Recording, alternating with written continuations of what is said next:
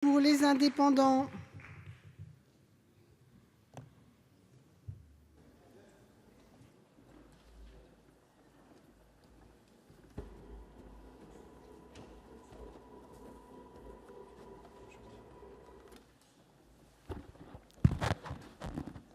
Madame la présidente, monsieur le ministre, monsieur le président de la commission des finances, monsieur le rapporteur général, mes chers collègues, l'examen du premier projet de loi de finances d'un quinquennat est un événement d'une grande importance pour la Nation parce qu'il détermine d'emblée les principales orientations du gouvernement, et ce pour 5 ans.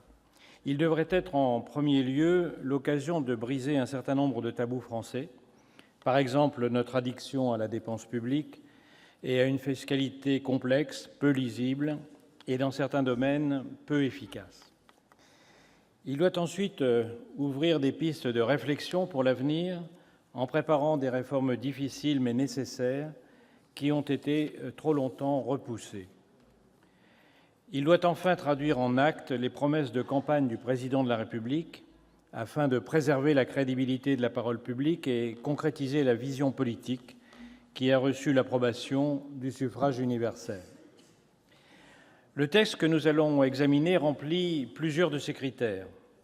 Le groupe des Indépendants examinera donc de façon ouverte les orientations correspondantes de ce projet de loi de finances, mais il examinera aussi, bien entendu, l'ensemble de ce projet avec vigilance. Nous aurons aussi à coeur d'être force de proposition pour l'améliorer dans le sens de valeurs qui nous paraissent essentielles, la justice sociale, la responsabilité budgétaire, une efficacité économique au service de tous et le respect d'un développement durable sur le long terme.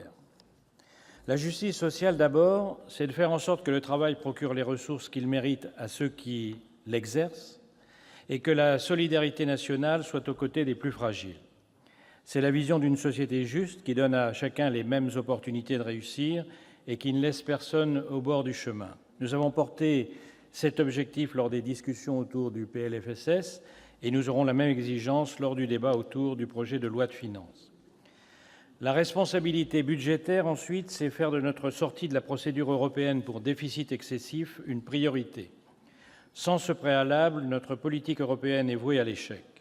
Malgré les efforts consentis dans le projet de loi de programmation et dans ce projet de loi de finances, le différentiel de trajectoire avec l'Allemagne est préoccupant, tant en matière de dépenses publiques que de désendettement. La Commission européenne a rappelé hier les interrogations qui pèsent sur l'évolution de notre effort structurel.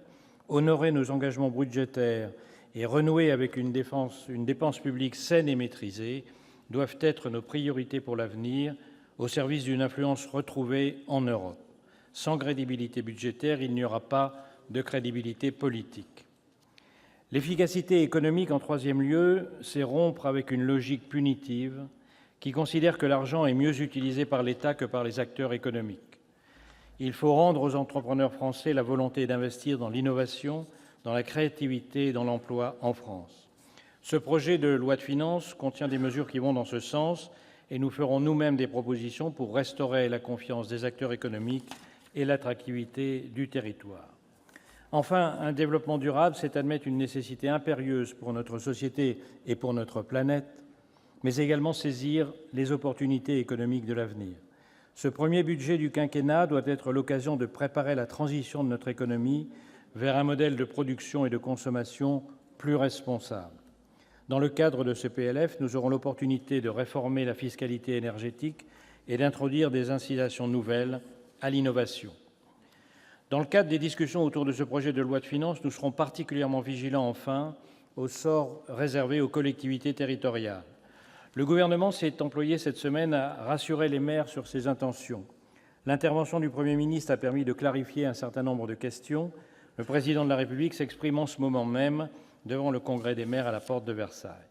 Néanmoins, plusieurs points demeurent encore flous ou imprécis, et notamment les mécanismes de contractualisation proposés.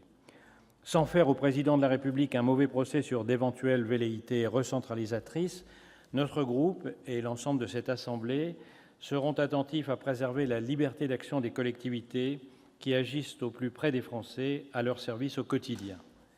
Pour conclure, le groupe des Indépendants veillera à ce que les principes que j'ai évoqués soient inscrits dans ce texte et nourrissent nos débats.